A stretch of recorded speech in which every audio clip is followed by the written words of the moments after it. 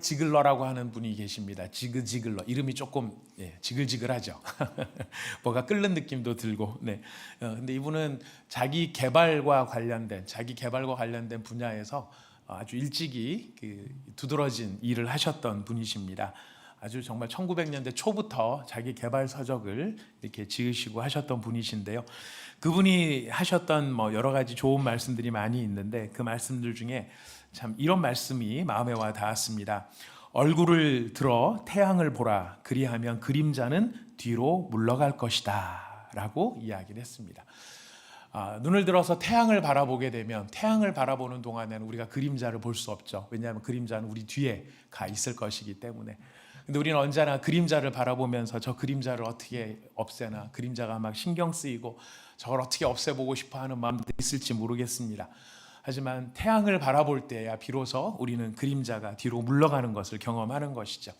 제가 이 말씀이 마음에 와 닿았던 것은 성경 전체의 메시지와도 연결이 되기 때문에 그렇습니다. 이 말을 우리가 믿음의 언어로 바꾸면은 얼굴을 들어 주 예수를 보라. 그리하면 불의와 악은 뒤로 물러갈 것이다. 우리가 불의와 악을 상대를 하느라고 계속 그거를 쳐다보고 있으면은요 없어지지가 않아요. 근데 불의와 악, 내 속에 있는 불의, 다른 사람에게 불의가 문제가 아니죠. 진짜 불의의 문제, 진짜 악의 문제는 나의 불의와 나의 악이 문제입니다. 이 나의 불의와 나의 악을 어떻게 할 것인가? 아무리 그것을 우리 스스로가 해결해 보려고 해도 우리는 해결할 수가 없습니다. 주 예수 그리스도를 바라볼 때에 바로 불의와 악이 뒤로 물러가게 되는 것입니다. 바로 이 성경 전체의 메시지를 잠언의 언어로는 이렇게 말을 합니다. 얼굴을 들어 지혜를 보라. 그리하면 어리석음은 뒤로 물러갈 것이다. 성경 전체의 메시지와 잠언의 메시지가 다른 것이 아니죠. 바로 지혜를 바라볼 때에 어리석음이 뒤로 물러가게 되는 것입니다.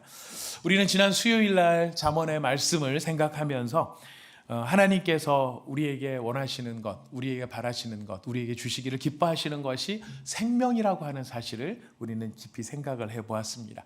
하나님은 생명을 우리에게 주신 분이시고 생명을 풍성하게 누리기를 원하시는 분이다라는 것을 우리는 살펴보았습니다.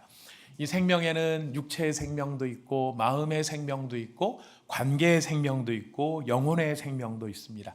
이 모든 것들에 참된 생명력을 주시는 분, 우리의 육체의 건강을 주실 뿐만 아니라 마음을 튼튼하게 하시고 다른 사람과의 관계에 있어서 건강함을 주실 뿐만 아니라 무엇보다 가장 중요한 것, 하나님과의 관계에 있어서 영혼의 생명력을 주시는 분, 바로 이것이 하나님의 목적인데, 우리에게 생명을 주시는 것이 하나님의 목적인데 그 생명을 누리도록 하기 위해서 필요한 것이 무엇이었습니까? 바로 지혜였습니다. 그래서 우리가 수요일 날에는 우리가 읽어야 될 본문의 맥락 속에서 생명을 풍성하게 하는 5가지 길을 우리가 짧게 살펴본 적이 있었죠. 공의롭게 살아야 하는 것, 온순한 혀로 우리의 입을 지키는 것, 우리의 마음을 평온하게 하는 것, 거기에는 칭찬과 인정의 요소가 중요하다는 걸 살펴보았습니다. 우리의 마음에 소망이 이루어지는 것, 그리고 가장 중요한 것은 바로 그 소망을 이루게 하시는 여호와 하나님을 경외하는 것이 우리로 하여금 우리의 생명을 풍성하게 하는 방법이다라는 것을 살펴보았습니다. 여러분, 잠언의 말씀은 아주 분명하고 선명합니다. 우리로 하여금 생명을 누리게 하고 생명을 풍성하게 갖게 하는 결론적인 가장 중요한 핵심은 바로 하나님을 경외하는 데 있다는 것을 우리에게 가르쳐 줍니다. 잠언 전체의 주제이기도 합니다. 그래서 우리가 잠언에서 하나님을 경외하는 것의 중요성을 우리가 찾아볼 텐데요. 오늘 설교 말씀은 여러분들의 성경을 여러분의 손을 바쁘게 하는 날입니다. 성경을 오늘 많이 찾아볼 테니까요. 마음의 준비를 하시고, 오늘은 성경을 많이 찾는 날이야 생각을 하시고 여러분 성경의 말씀에 주의하시기를 바랍니다. 성경 말씀 자체가 하나님의 말씀이고 그 말씀이 생명이 있는 말씀입니다. 여러분, 말씀을 풀어주는 목회자의 역할도 굉장히 중요하지만 목회자보다 선행되어지는 능력이 하나님의 말씀 자체에 있다는 것을 우리는 기억해야 됩니다. 여러분, 말씀에 집중하시기를 하나님의 말씀에 더 집중하시기를 부탁드리는데요. 우리 잠언을 통하여서 잠언 전체에 하나님을 경외하는 것이 어떻게 중요한가를 한번 살펴보겠습니다. 잠언 1장 7절 한번 같이 읽어볼까요? 아마 여기 영상에도 나올 테니까요. 우리 영상을 보시고 같이 읽으셔도 되겠습니다. 같이 읽어봅시다. 시작. 여호와를 경외하는 것이 지식의 근본이거늘 미련한 자는 지혜와 훈계를 멸시하느니라. 여호와를 경외하는 것이 지식의 근본이고요. 잠언 9장 10절을 찾아가 보겠습니다. 잠언 9장 10절 읽겠습니다. 시작. 여호와를 경외하는 것이 지혜의 근본이요 거룩하신 자를 아는 것이 명철이니라. 예, 지혜의 근본이다라고 이야기합니다. 잠언 14장 27절을 읽어보겠습니다. 시작. 여호와를 경외하는 것은 생명의 샘이니 사망의 그늘에서 벗어나게 하느니라. 예, 우리 한 절만 더 찾아봅니다. 잠언 19장 23절입니다. 시작. 여호와를 경외하는 것은 사람으로 생명에 이르게 하는 것이라. 경외하는 자는 족하게 지내고 재앙을 당하지 아니하느니라. 예. 자, 잠언에서는 여호와를 경외하는 것이 지식의 근본, 지혜의 근본, 생명의 샘, 사람으로 생명에 이르게 하는 것이다. 그래서 이 여호와를 경외하는 것이 이렇게 중요한 토대가 출발점이 되는 것인데, 그렇기 때문에 이렇게 여호와를 경외하는 자에게 어떤 보상을 주시는가? 잠언 22장 4절 말씀입니다. 잠언 22장 4절 시작. 겸손과 여호와를 경외함의 보상은 재물과 영광과 생명이니라. 아멘. 네. 겸손과 여호와를 경외함, 이 두 개가 떼일 수 없는 관계에 있죠. 하나님을 경외한다는 것은 우리가 하나님 앞에 겸손하다라는 것을 의미하는 것인데, 거기에 따른 보상, 하나님께서 여호와를 경외하는 자에게 이와 같은 보상을 주신다. 재물과 영광과 생명을 주신다라고 이야기를 하십니다. 예, 바로 그렇기 때문에 잠언은 아주 강력하게 권면을 합니다.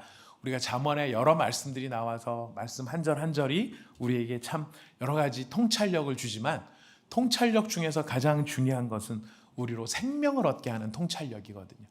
바로 그 생명을 얻게 하는 것이 여호와를 경외함에 있기 때문에 잠언은 이렇게 우리에게 권면합니다. 잠언 23장 17절 말씀입니다. 잠언 23장 17절 말씀 시작. 내 마음으로 죄인의 형통을 부러워하지 말고 항상 여호와를 경외하라. 예. 저는 잠언이 굉장히 실질적인 책이라는 것을 참 이렇게 발견을 합니다. 성경은 우리를 빙 둘러서 말하지 않습니다. 직접적으로 이야기하고 직설적으로 다가오십니다. 우리가 이 세상을 살아가면서 우리가 힘든 이유가 무엇입니까? 결국 우리 마음을 힘들게 하는 것은 시기와 질투와 분노와 원망이 우리를 사로잡기 때문에 힘든 것이죠. 시기와 질투와 원망과 분노가 아무데나 막 생기는 것 이런 것보다도 사실은 우리 주변에 있는, 내가 생각하는, 내가 염두에 두는 어떤 사람, 쟤는 벌을 받아야 되는데 제가 벌을 안 받고 잘 되는 걸 보면, 내가 잘 되는 것보다 제가 잘 되는 게 사실은 더 신경이 쓰일 때가 있다는 것도 보게 됩니다. 이 어느 예능 프로그램을 보다 보니까 막 그런 게 있더라고요. 내가 1억을 버는 것하고 저쪽에 있는 상대편이 나 때문에 10억을 벌었는데 나한테 감사하지 않는 것하고 어떤 게 더 기분이 나쁘냐? 그랬더니 감사하지 않는 게 더 기분이 나쁘다. 내가 뭘 차지하느냐가 중요한 게 아니고 상대편이 어떻게 되느냐를 많이 생각하는 것이 우리들의 심리더라 하는 것입니다. 자, 그러다 보니 우리가 이 세상이 갖고 있는 지금 우리가 병적인 증상들을 많이 보게 되죠. 우리가 지난 주간, 한 주간 동안 참 가슴 아픈 세상의 일들이 너무나 많았습니다. 학부형과 교사와의 관계, 우리가 본 것처럼 막 불특정 다수인들을 향해서 자기의 분노를 표출하는 그런 어이없는 일들, 이런 것들을 보게 됩니다. 이런 것들을 보면서 느끼는 세상 참 험악해졌다, 이런 것도 있지만, 또 한편으로 생각할 때 왜 그렇게 됐을까? 왜 저러는 것일까? 왜 저러는 것일까? 제가 제 개인적으로 생각할 때는 그렇게 된 이유는 우리 이 시대가 감사를 잃어버린 시대이기 때문에 그런 것이 아닌가라는 생각이 듭니다.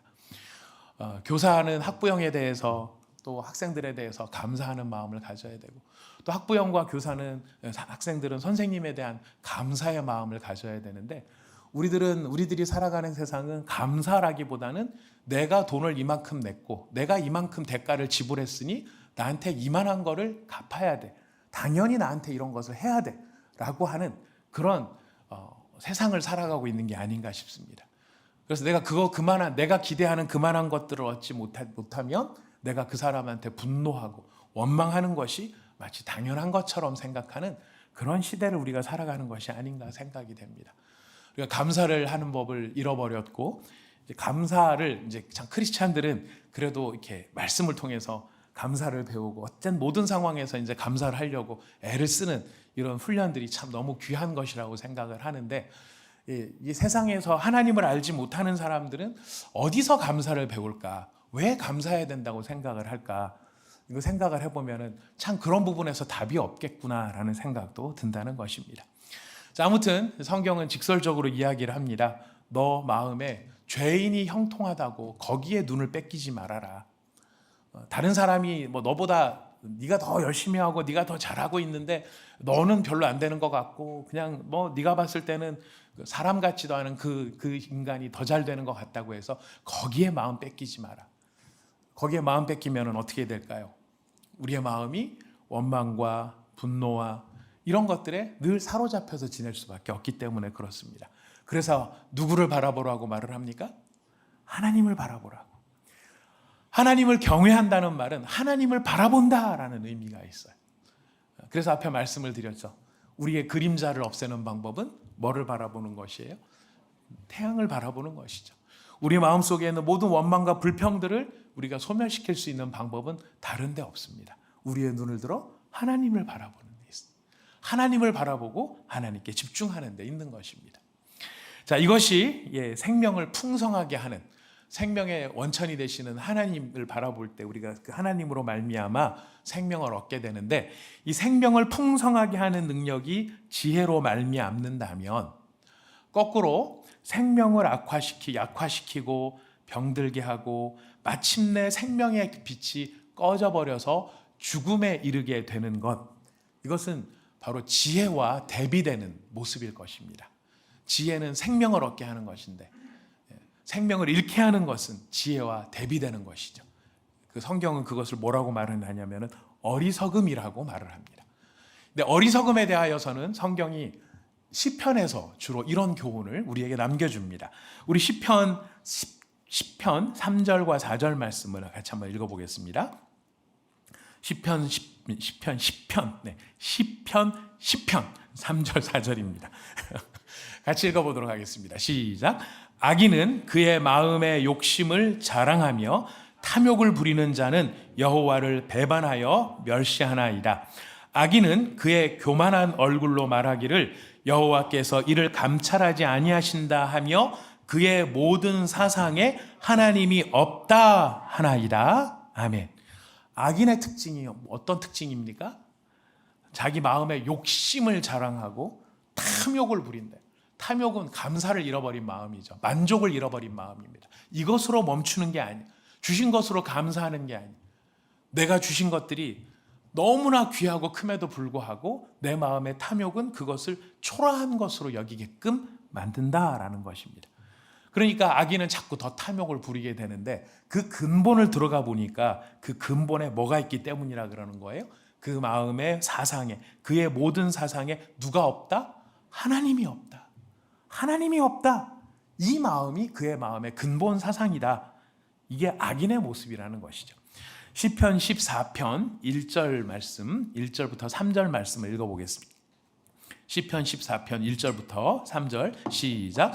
어리석은 자는 그의 마음에 이르기를 하나님이 없다 하는도다. 그들은 부패하고 그 행실이 가증하니 선을 행하는 자가 없도다. 여호와께서 하늘에서 인생을 굽어 살피사 지각이 있어 하나님을 찾는 자가 있는가 보려 하신즉 다 치우쳐 함께 더러운 자가 되고 선을 행하는 자가 없으니 하나도 없도다. 전적 부패를 이야기할 때 이 말씀을 우리가 이 말씀을 통해서 깨닫게 되는 것입니다. 어리석은 자는 그의 마음에 이르기를 누가 없다고 한다고요? 하나님이 없다. 하나님이 없다고 하니까 결과가 뭘까요? 하나님이 없다. 하나님이 없다라고 마음에 생각하면 여러분 생활과 삶의 태도가 어떻게 될까요? 우리는 상상할 수 없죠. 왜냐하면 우리는 하나님이 계신다. 이 생각을 벗어날 수가 없는 사람들. 여러분이 하나님이 계신다 때문에 여러분 편하십니까? 불편하십니까? 하나님이 계신다라는 생각이 우리의 마음에 있기 때문에 여러분들 편안하세요? 아니면 불편하세요? 예, 묵음이죠. 편합니다. 되죠.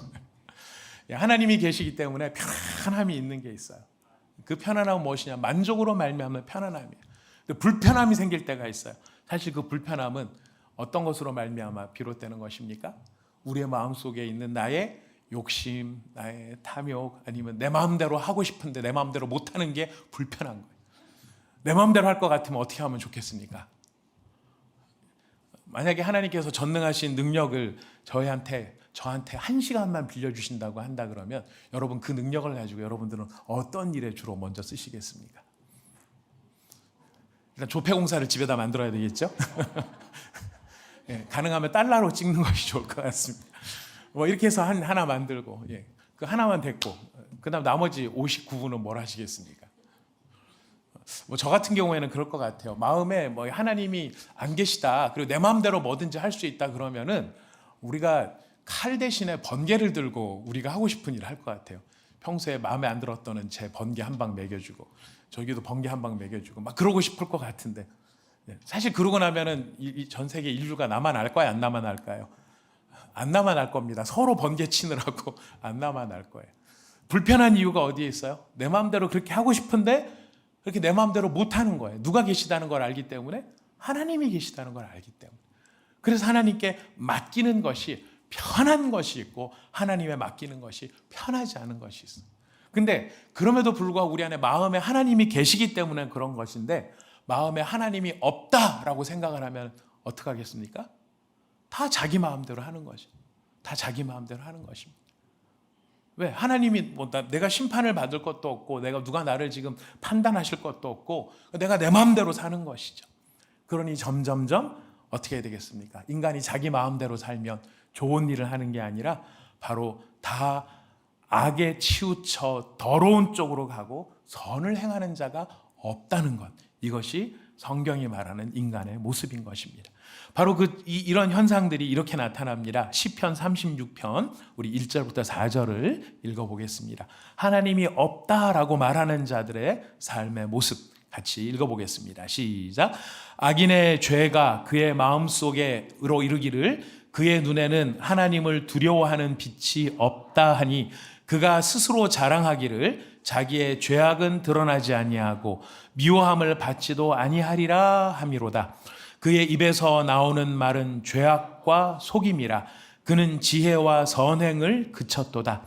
그는 그의 침상에서 죄악을 꾀하며 스스로 악한 길에 서고 악을 거절하지 아니하는도다. 생명의 원천이신 하나님으로부터 점점점 멀어지니 어떻게 되겠습니까? 그의 생명력 또한 점점 소멸될 수밖에 없다라고 하는 것이. 여러분, 하나님을 경외한다는 것은 단순한 일이 아닙니다. 경외하면 좋고 안 하면 그만이고 하는 것이 아니라 하나님을 경외한다라고 하는 것은 어마어마한 중요성을 갖는 것이. 어떤 중요성을 갖는 것입니까? 죽느냐 사느냐가 결정이 되는. 이게 서서히 드러나는 현상이라 우리가 빨리 눈치를 채지 못하기 때문이지, 하나님을 경외하고 하나님을 경외하지 않고 예배를 한번 드리고 예배를 한번 빼먹고 뭐 이런 것이 당장은 큰 표시가 나지 않아요. 하지만 그것이 점점 고착화되게 되면은 하나님을 경외함을 잃어버린 자는 그의 생명의 결과가 필연적으로 사망에 이르를 수밖에 없더라는 것이. 하나님 안에 있으면은 참기도 할 수 있고요. 하나님이 내 안에 진짜 살아계시면 견딜 수도 있습니다. 막 미움이 솟아올라도 누구한테 맡겨요? 하나님한테 맡기죠. 그리고 부탁을 드리죠. 좀 빨리 어떻게 한 방 이렇게 꿀밤을 먹여달라고 부탁은 드릴지언정 하나님께는 일단 맡겨드리는 것입니다. 내 마음의 소원이 빨리 이루어져도 좋겠지만, 빨리 이루어지면 좋겠지만 더디 이루어진다 하여도 하나님을 진짜 신뢰하면은 우리가 뭐라고 고백하냐면 하나님의 때가 있을 줄을 믿습니다. 더디더라도 가장 좋은 때에 하나님이 응답해 주신다는 사실을 믿습니다. 그러면서 우리가 스스로를 위로를 받을 수 있고 또 평안함을 누릴 수도 있고, 그래서 감사를 배울 수가 있는 거죠.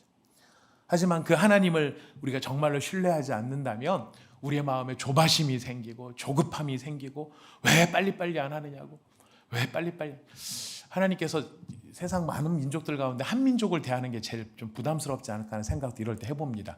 우리가 워낙 빨리빨리 민족이기 때문에 우리 기도도 빨리빨리.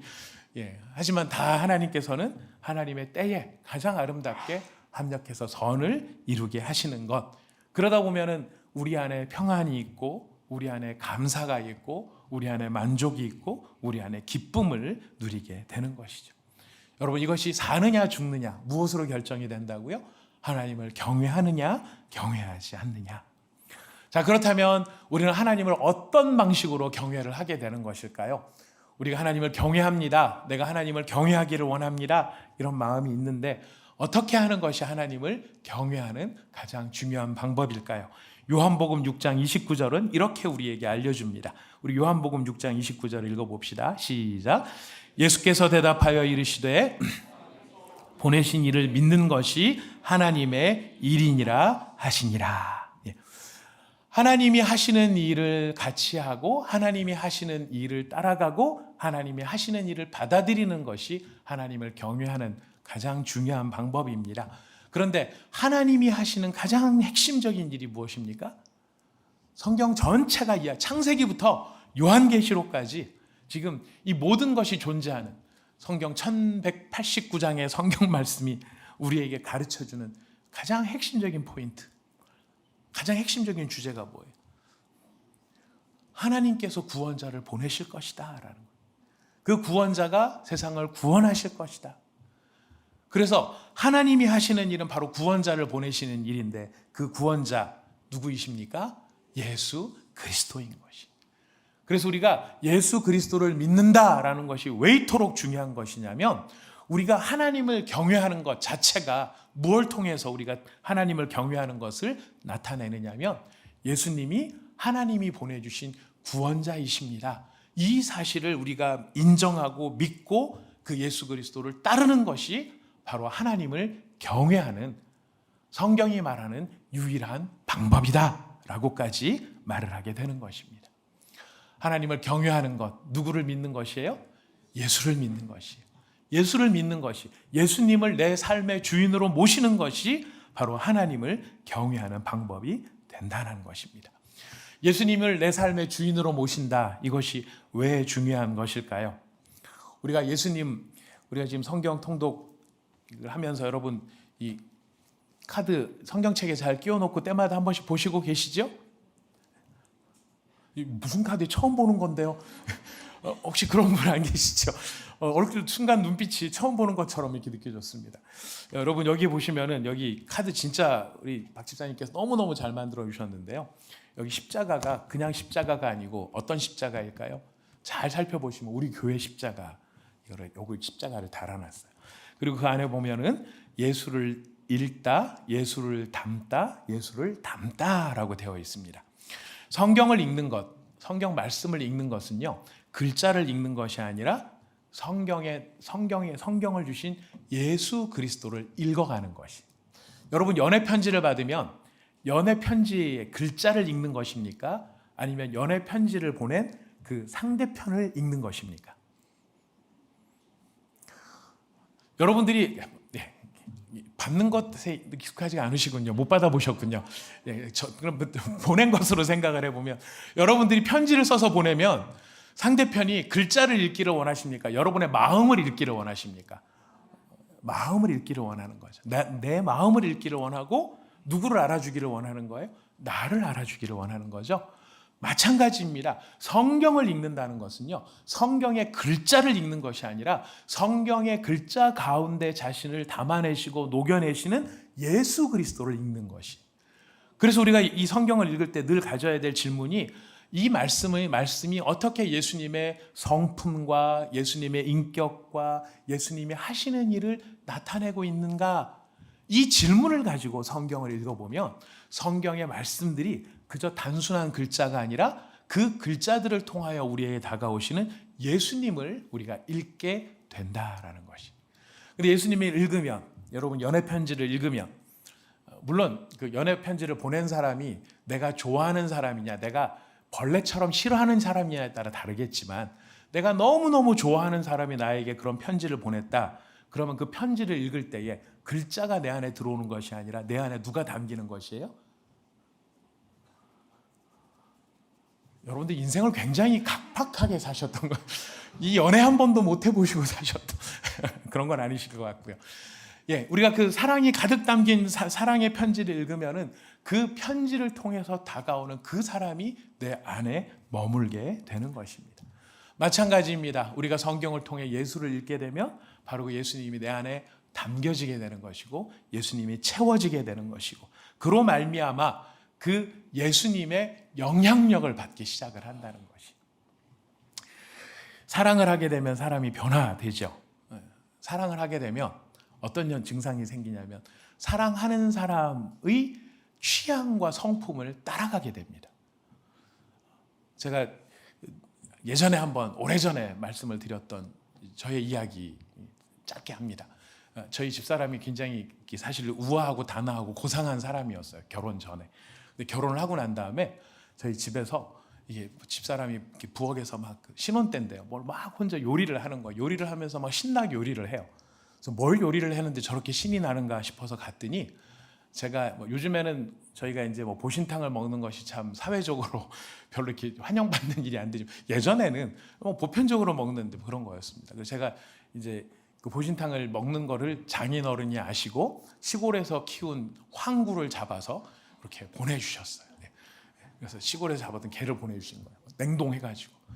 저희 집사람이 그 개갈비를 막 닦으면서 개 뼈를 막 닦으면서 게살을 막 하면서 흥얼흥얼 막 노래를 부르면서 하는 거예요. 저희 집사람이 개를 잡는 걸 좋아해서 그럴까요?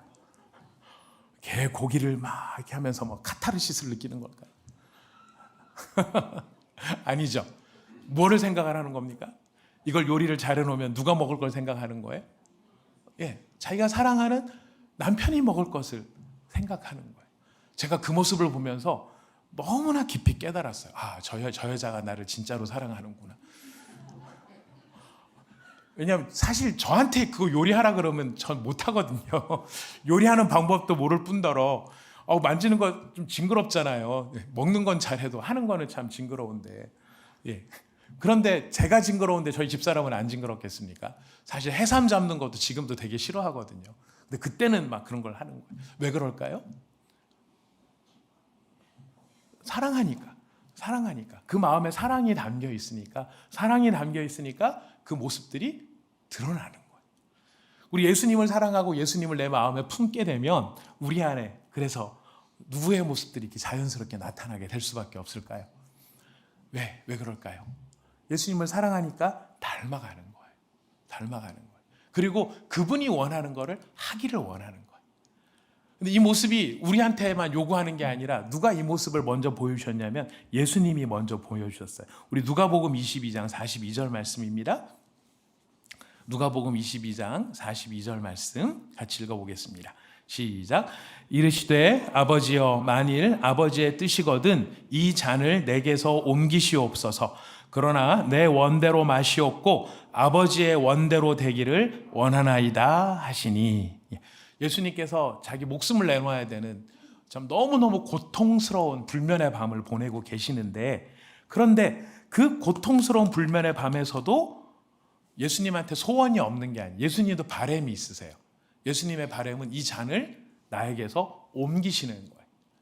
이게 예수님의 바람이지만, 예수님의 생각이지만, 예수님은 뭐라고 말씀하시냐면 내 생각은 설령 그렇다 할지라도 내 생각대로 말고 누구 뜻대로 되기를 원합니까? 아버지의 원대로 되기를 원합니다.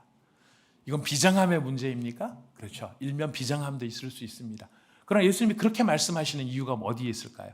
그 안에 하나님 아버지를 사랑하는 마음이 가득 담겨 있다 보니까 사랑하는 사람을 만족시키고 싶어 하는 그 마음이 예수님의 마음이더라 하는 것입니다. 그래서 우리가 성경을 읽으면서 예수님을 읽게 되고 예수님을 내 안에 담게 되고 그래서 내 안에 계신 예수님이 나를 통해서 이렇게 드러나게 되는, 닮아가는 그런 모습이 될 때에 우리의 삶이 점점 누구를 이렇게 흉내내는 삶이 되겠습니까? 예수님을 흉내내는 삶.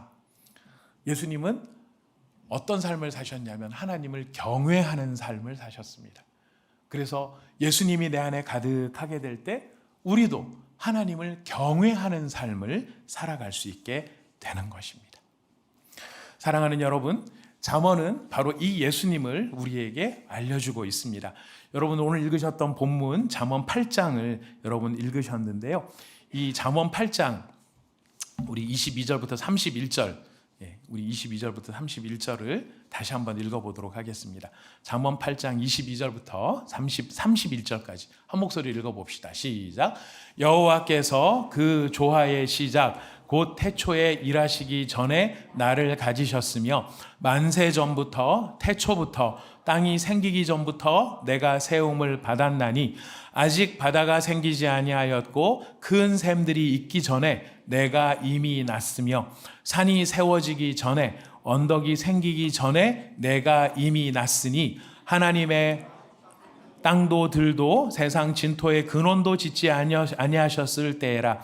그가 하늘을 지으시며 궁창을 해면에 두르실 때에 내가 거기 있었고 그가 위로 구름 하늘을 견고하게 하시며 바다의 샘들을 힘있게 하시며 바다의 한계를 정하여 물이 명령을 거스르지 못하게 하시며 또 땅의 기초를 정하실 때에 내가 그 곁에 있어서 창조자가 되어 날마다 그의 기뻐하시는 바가 되었으며 항상 그 앞에서 즐거워하였으며 사람이 거처할 땅에서 즐거워하며 인자들을 기뻐하였느니라. 아멘.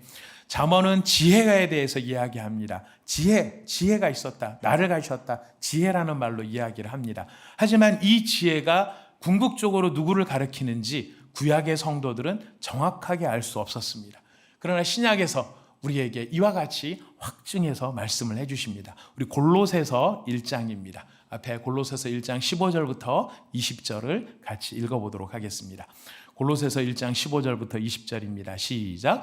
그는 보이지 아니하는 하나님의 형상이시요 모든 피조물보다 먼저 나신 이시니 만물이 그에게서 창조되되 하늘과 땅에서 보이는 것들과 보이지 않는 것들과 혹은 왕권들이나 주권들이나 통치자들이나 권세들이나 만물이 다 그로 말미암고 그를 위하여 창조되었고 또한 그가 만물보다 먼저 계시고 만물이 그 안에 함께 섰느니라.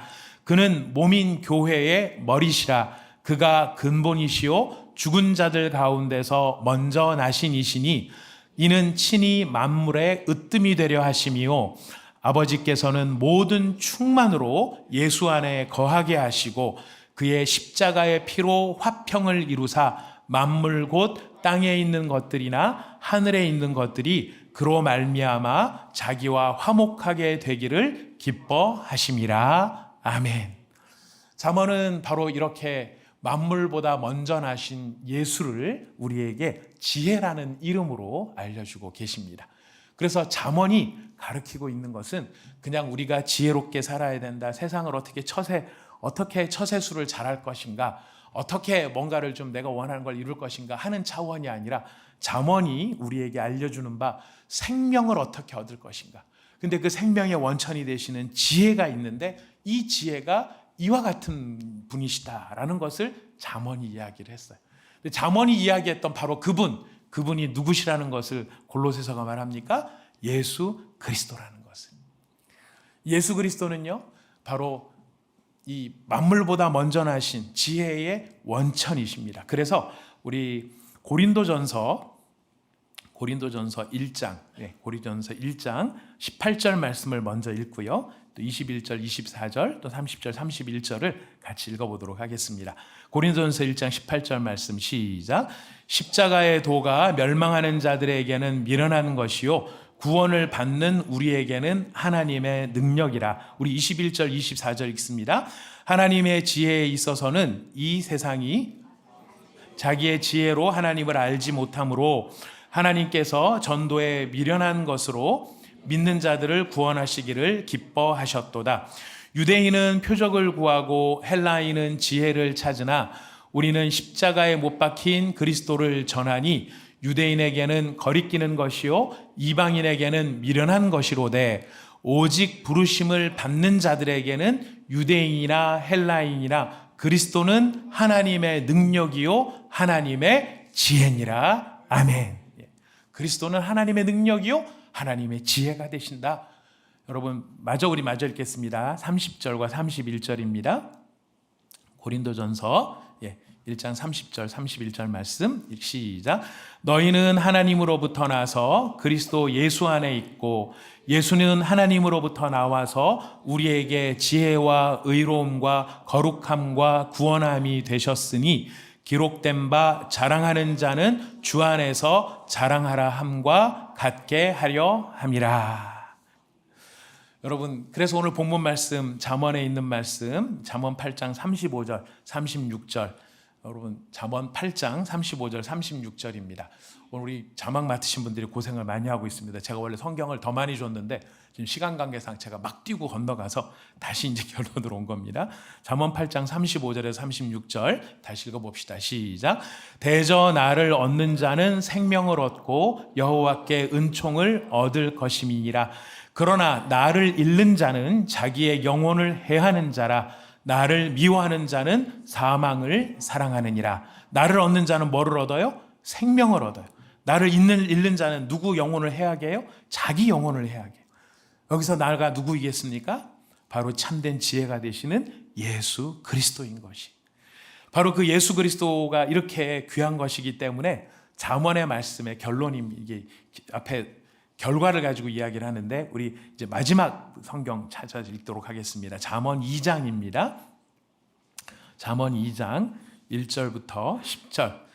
예수 그리스도가 이와 같이 귀하고 정말 우리에게 정말 존귀한 분이기 때문에 우리가 어떤 마음을 가져야 되는가? 우리 2장 1절부터 10절 읽어보겠습니다. 시작.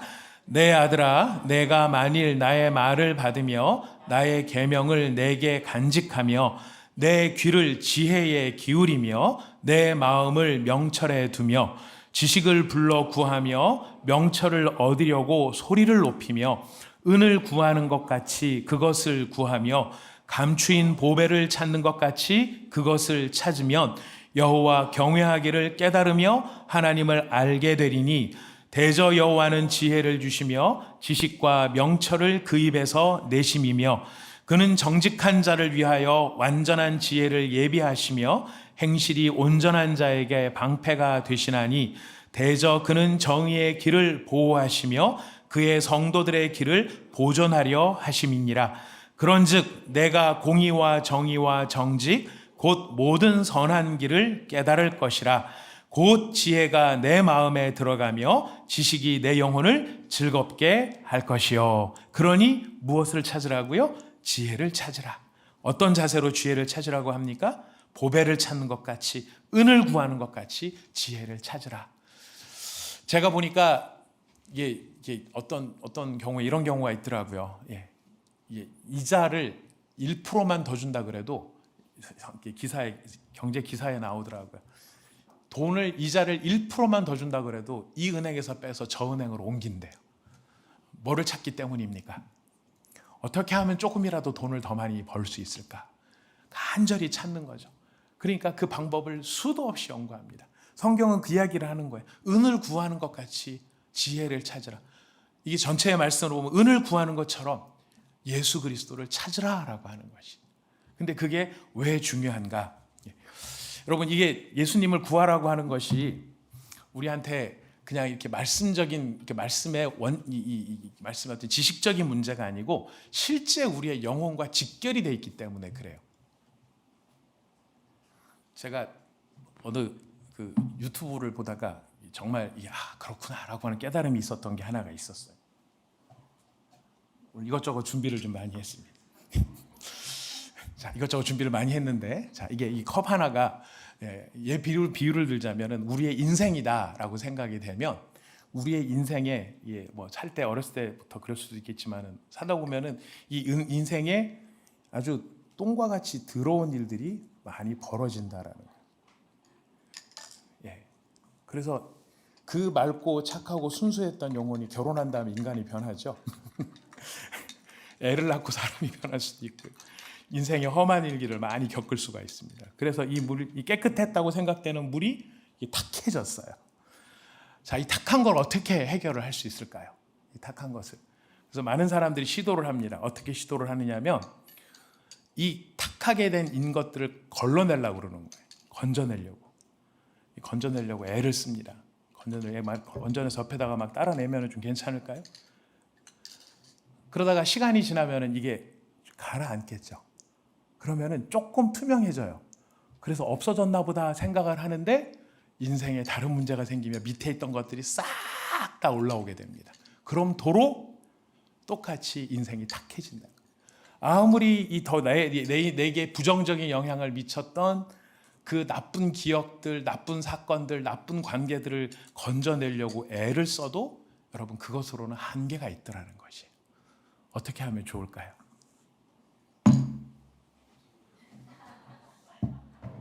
오늘 연장 준비를 많이 했습니다. 자, 이 연장은 이게 강단 위라서 제가 어떻게 할 수가 없어가지고 이거를 준비를 했는데요.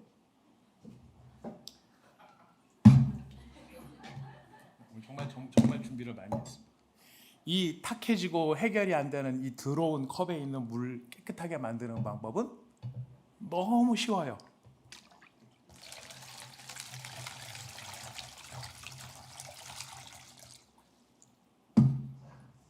보이십니까? 마술을 했습니다, 방금. 자, 무슨 뜻일까요? 우리가 우리의 인생의 문제를 내 방식대로 어떻게든지 들어온 것들을 건져내려고 애를 써도요, 한두 가지예요.